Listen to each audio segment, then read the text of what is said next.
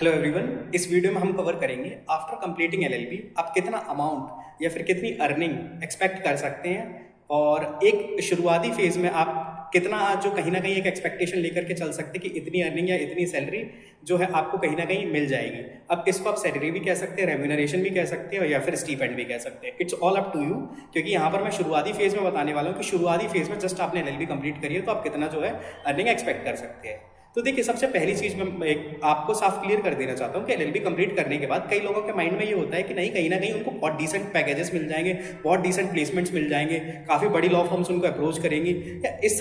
सच कुछ भी नहीं होने वाला है। मैं आपको ऑनेस्टली बता रहा हूँ, चाहे आप इंडिया के किसी भी सेंट्रल यूनिवर्सिटी से टॉप यूनिवर्सिटी से भी कर लेंगे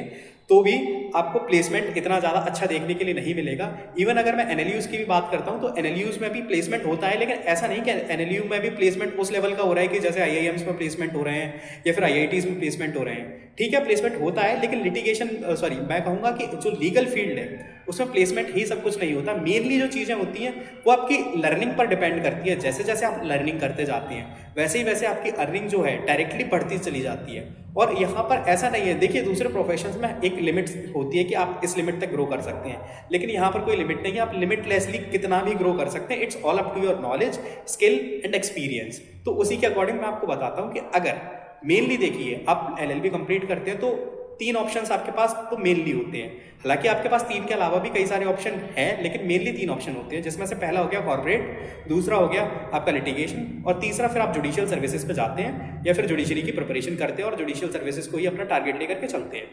तो देखिए, सबसे पहले हम बात करते हैं कॉर्पोरेट सेक्टर की। कॉर्पोरेट सेक्टर क्या होता है कि आपने किसी लॉ फर्म को ज्वाइन करा या फिर मान के चलिए किसी कंपनी को ज्वाइन करा, स्पेसिफिकली उनका मर्जर एक्विजिशंस का वर्क, उनके कॉन्ट्रैक्ट ड्राफ्टिंग्स का वर्क, उनके कॉन्ट्रैक्ट्स का वर्क, लीगल कंप्लाइंस का वर्क, या मान के चलिए इस तरीके का जो लीगल नेचर है जिसमें आपको किसी पर्टिकुलरली एक कंपनी के लिए या फिर किसी लॉ फर्म के लिए जाकर के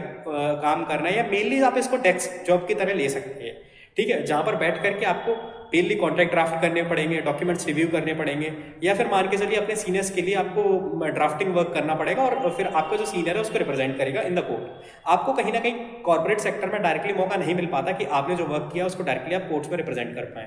ठीक है, तो काइंड ऑफ ये डेस्क जॉब है, काफ़ी आप इसको कंफर्टेबल भी लेके चल सकते हैं कि अगर आपको भागदौड़ी पसंद नहीं है तो कॉर्पोरेट सेक्टर आप कंसिडर कर सकते हैं। ठीक है, अब बात कर लें हम अर्निंग एस्पेक्ट की कि इसमें आप कितनी अर्निंग कर सकते हैं। तो देखिए, पहली बात, कॉर्पोरेट सेक्टर में हमेशा अर्निंग जो होगी वो लिटिगेशन से ज़्यादा ही होगी, क्योंकि ये शुरुआत में क्या करते हैं, जो जैसे आपने एलएलबी कंप्लीट करी, एलएलबी कंप्लीट करने के बाद बहुत से लोगों को ये एक स्टेबल ऑप्शन दिखता है क्योंकि यहाँ पर आपको रेगुलर बेसिस पर सैलरी मिल जाती है। वहीं लिटिगेशन में ऐसा नहीं है, लिटिगेशन में सीन थोड़ा सा अलग होता है। तो यहाँ पर देखिए, कॉर्पोरेट सेक्टर में कहीं ना कहीं आपको ऑन एन एवरेज अगर सैलरी की एक्सपेक्टेशन लेकर के चलते हैं तो आप कम से कम मिनिमम टू मिनिमम अगर सेंट्रल यूनिवर्सिटीज से पास आउट हैं और किसी अच्छे लॉ कॉलेज से अगर आप पास आउट हैं तो आपके पास सबसे इंपॉर्टेंट चीज़ हो जाती है कॉर्पोरेट सेक्टर में कि आपके पास इंटर्नशिप एक्सपीरियंस कितना है। तो अगर आपके पास इंटर्नशिप एक्सपीरियंस अच्छा है और आप अच्छी जो है सेंट्रल यूनिवर्सिटीज से पढ़े हैं तो इस केस में भी आप शुरुआती फेज में 20, 25 या मैक्स टू मैक्स 30 तक एक्सपेक्टेशन रख सकते हैं कि इतना आपका मैक्स टू मैक्स जो है 30,000 पर मंथ तक कहीं ना कहीं आप अर्निंग की एक्सपेक्टेशन रख सकते हैं अगर आप अच्छी यूनिवर्सिटी से पास आउट हैं और आप कॉर्पोरेट सेक्टर को ज्वाइन करते हैं तो। ठीक है, और कॉर्पोरेट सेक्टर में भी कहीं ना कहीं आप ज्वाइन तभी कर पाएंगे जब आपके पास अच्छा इंटर्नशिप एक्सपीरियंस है और वो भी कॉर्पोरेट सेक्टर में ही तो। ठीक है, तो कहीं ना कहीं 25-30 के आसपास ऑन एन एवरेज आपका पर मंथ का ये अमाउंट रहता है, जिसको आप स्टीपेंड कह लें, चाहे फिर आप अपनी सैलरी कह लें, चाहे अर्निंग कह लें, जो भी कह लें, ये कॉर्पोरेट सेक्टर में आपको देखने के लिए मिल जाएगी। अब दूसरा मेथड रहता है वो होता है आपका लिटिगेशन। लिटिगेशन का मेनली हम वर्क की बात कर लेते हैं तो किस तरीके का वर्क रहता है। तो लिटिगेशन में आपको वर्क जो है वो देखने के लिए मिलेगा कि कहीं ना कहीं आप सीनियर के अंडर, चाहे सीनियर आपका डिस्ट्रिक्ट कोर्ट में है, हाई कोर्ट में, आप सीनियर को ज्वाइन करते हैं, सीनियर के अंडर आप वर्क सीखते हैं और उस काम को धीरे धीरे आप सीखते जाते हैं। हालांकि इस केस में क्या होता है कि आपको सीनियर ज़्यादा पे नहीं करता क्योंकि शुरुआती फेजेस में आपको प्रैक्टिकल एस्पेक्ट की नॉलेज इतनी नहीं होती। आपको थ्योरेटिकल और आपको एकेडमिक नॉलेज तो होती है, लेकिन आपको प्रैक्टिकल स्किल्स आपकी वहाँ पर बिल्ड हो रही होती हैं। ये नॉर्मल कॉर्पोरेट सेक्टर में जाकर के कॉन्ट्रैक्ट ड्राफ्ट करने जितना नहीं है। यहाँ पर ग्राउंड की जो अंडरस्टैंडिंग है, प्रैक्टिकल एस्पेक्ट की जो अंडरस्टैंडिंग है वो ज़्यादा रिक्वायर्ड होती है, और वो ओवर द टाइम डेवलप होती है, एकदम से डेवलप नहीं हो जाती, धीरे धीरे करके जो है डेवलप होती है। तो जैसे जैसे लिटिगेशन में आपकी स्किल्स डेवलप होती जाती है,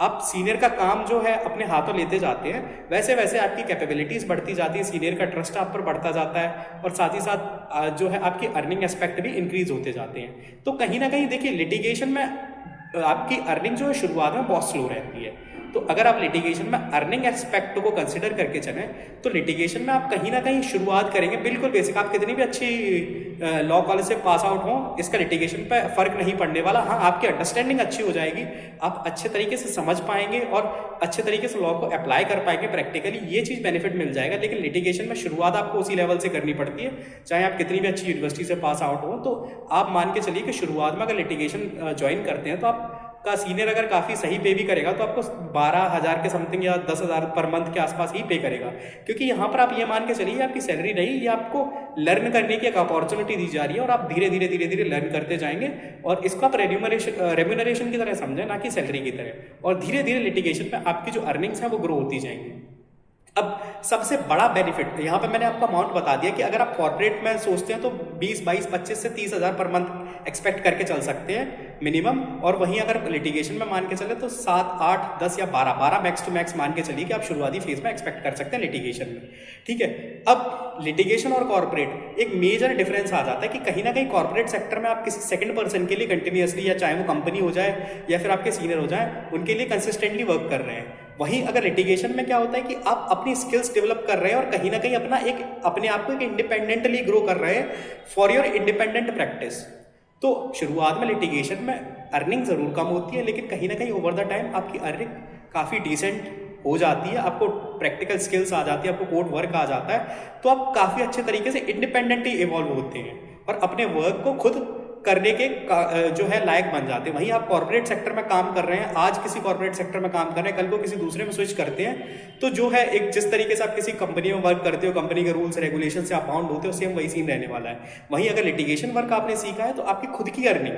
आपके वर्क के ऊपर, आपके स्किल्स के ऊपर, आपके प्रैक्टिकल नॉलेज के ऊपर डिपेंड करती है, जो कि आपने ड्यूरिंग दिस प्रोसेस सीखा है अपने सीनियर के साथ काम करते टाइम। तो नो डाउट लिटिगेशन में अर्निंग थोड़ी कम होगी शुरुआत में, लेकिन लॉन्ग टर्म वो बेनिफिशियल निकल के आएगा। वहीं कॉर्पोरेट सेक्टर आप तब कंसीडर कर सकते हैं जब कहीं ना कहीं आप स्टेबिलिटी की बात करी जाए कि इतना अमाउंट आपको पर मंथ मिल जाएगा, आपको टेंशन नहीं लेनी। ठीक है, तो ये दोनों मैंने कंपैरिजन कर दिया कि कहीं ना कहीं कॉर्पोरेट सेक्टर में 20, 22, 25, 30 के आसपास मंथली एक्सपेक्ट कर सकते हैं, वहीं 7 से 12,000 के आसपास आप लिटिगेशन में एक्सपेक्ट कर सकते हैं। ठीक है, अब तीसरी जो चीज़ रह जाती है, ये मैंने शुरुआती फेज में बताया आपको, शुरुआती फेज में ये है, लेकिन आप देखेंगे कि कॉर्पोरेट सेक्टर में कहीं ना कहीं ये चीज़ें धीरे धीरे ग्रो हो रही है, आपकी सैलरी, रेम्यूनरेशन। वहीं लिटिगेशन में फिर टाइम जरूर लग रहा है, लेकिन जब ग्रो हो रहे हैं तो काफ़ी एकदम हाई अमाउंट तक पहुंच जा रही है। ठीक है, अब बात करते हैं तीसरा ऑप्शन जो मैंने आपको बताया था कि लोग जुडिशियल सर्विसेज की प्रिपरेशन करते हैं, तो उसमें तो एक फिक्स्ड अमाउंट रहता है, और जितना अमाउंट फिक्स्ड है उसी के अकॉर्डिंग आपको जो है सैलरी वगैरह मिलेगी। लेकिन यहाँ पे कहीं ना कहीं आपको 1-2 साल बैठ करके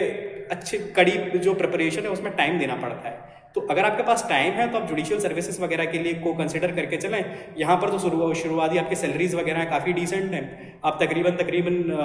जो है 80+ और उसके अलावा अदर रेम्यूनरेशन, उसके अलावा अदर अलाउंसेस वगैरह जोड़ दें तो काफ़ी मतलब 1 लाख प्लस तक आपकी सैलरी कहीं ना कहीं पहुँच जाती है, और अर्निंग वगैरह के एस्पेक्ट से भी ये काफ़ी अच्छा है कहीं ना कहीं, और आपको इंटरनल सेटिस्फेक्शन और सोसाइटी में रिस्पेक्ट तो मिलती ही है। तो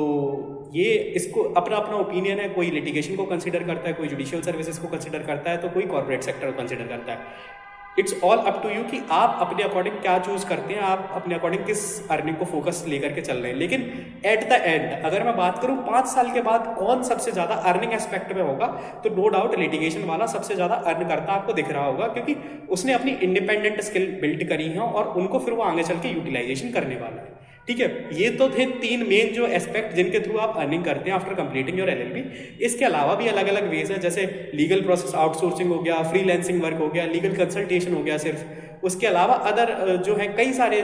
जैसे लीगल कंप्लाइंसेस वगैरह हो गया, या फिर कई सारी चीज़ें जो है आज के टाइम पे अवेलेबल है आफ्टर कंप्लीटिंग एलएलबी। तो ये सिर्फ 3 मेजर ऑप्शन मैंने बताए कि एक तो लिटिगेशन हो गया, कॉर्पोरेट हो गया, या फिर जुडिशियल सर्विसेज हो गया। इसके अलावा भी कई सारे ऑप्शंस हैं शुरुआती फेजेस में, लेकिन लॉ के कंप्लीशन के बाद आप बहुत ज़्यादा सैलरी एक्सपेक्ट ना करें, लेकिन